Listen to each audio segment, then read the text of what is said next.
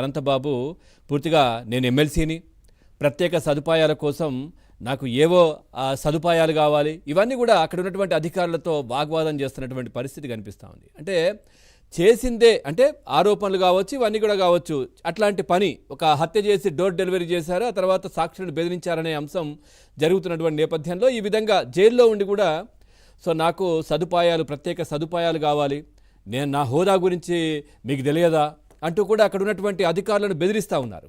ప్రత్యేక సదుపాయాలు కావాలంటే వాళ్ళు చెప్తా ఉన్నారు, అక్కడ ఉన్నటువంటి అధికారులు, మీరు కోర్టుకు వెళ్ళండి, కోర్టు ఆదేశాలు ఇస్తే ఆ సదుపాయాలన్నీ మేము ఇస్తామని చెప్పి వాళ్ళు చెప్పినప్పటికీ కూడా వాళ్ళందరినీ బెదిరిస్తున్నటువంటి పరిస్థితులు అక్కడ కనిపిస్తూ ఉన్నాయి. బెదిరింపులు కొత్త ఏం కాదు వీళ్ళకి. గతంలో మనం చూసాం.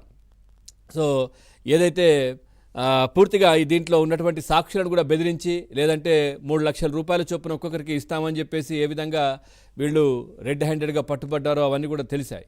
ఆ తర్వాత సుబ్రహ్మణ్యం హత్య కేసు, ఆ డోర్ డెలివరీ, ఆ తర్వాత రిమాండ్, ఇప్పుడు ఈ విధంగా బెదిరింపులు, మళ్ళీ నాకు సదుపాయాలు కావాలి, నాకు ప్రత్యేకమైనటువంటి ఏర్పాట్లు కావాలని చెప్పి అడగడం. పూర్తిగా ఈ డ్రైవర్ హత్య కేసులో 2022లో కొన్ని నెలలు జైల్లో ఉన్నారు అనంతబాబు.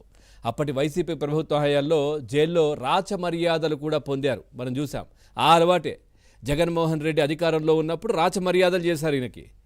జైల్లో దీంట్లో వెళ్ళి, ఆ తర్వాత ఈ హత్య కేసుకు సంబంధించి వెళ్ళి, ఆ తర్వాత బయటకు వచ్చినప్పుడు పెద్ద ర్యాలీగా, ఏదో సంఘ సంస్కర్తగా ఆ విధంగా బయటకు వచ్చినటువంటి దృశ్యాలు అప్పుడు మనం చూసాం. ఇప్పుడు కూడా అట్లాగే ఉంటుందని చెప్పి ఆయన ఊహించినట్టున్నారు. నాకు రాచమర్యాదలు కావాలని చెప్పేసి ఇప్పుడు అడగడం, అవన్నీ ఇక్కడ సాధ్యం కావు, ఏదైనా ఉంటే కోర్టులో చూసుకోండి, కోర్టు చెప్తే మేము చేస్తామని చెప్పేసి అక్కడ ఉన్నటువంటి అధికారులు చెప్పడం. నిజంగా కూడా దాంట్లో పాత పరిచయాలతో, దాంట్లో చాలామంది పాత పరిచయాలు ఉన్నాయి ఆయనకి. ఆ జైల్లో ఉన్నటువంటి అధికారులకు సంబంధించి ఏదో అడగడం, నాకు ఈ విధమైనటువంటి సహాయం చేయండి, ఇట్లా చేయండి అని. వాళ్ళు వినట్లేదు. ఇప్పుడు సదుపాయాల కోసం రుబాబు ప్రదర్శిస్తున్నటువంటి పరిస్థితి ఈయన జైల్లో. సాక్షులను బెదిరించినటువంటి కేసులో అనంతబాబుని కస్టడీకి ఇవ్వాలంటూ కూడా పిటిషన్ దాఖలైంది. కాకినాడ కోర్టులో వాదనలు కూడా ఉన్నాయి. సోమవారం ఆదేశాలు దీనికి సంబంధించి కూడా ఇస్తున్నట్టుగా కూడా వార్తలైతే వస్తూ ఉన్నాయి దీనికి సంబంధించి కూడా. ఏంటి మరి ఈ విధమైనటువంటి కార్యక్రమాలు ఎందుకు చేస్తూ ఉన్నారు? ఈ విధంగా ఎందుకు బెదిరింపు ధోరణి ఇంకా కూడా ఆయన మారలేదా?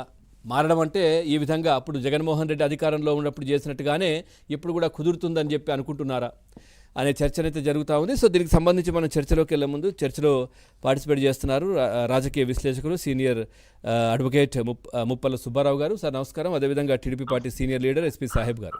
సార్ నమస్తే. తర్వాత సుబ్బారావు గారు, నిజంగా మీరు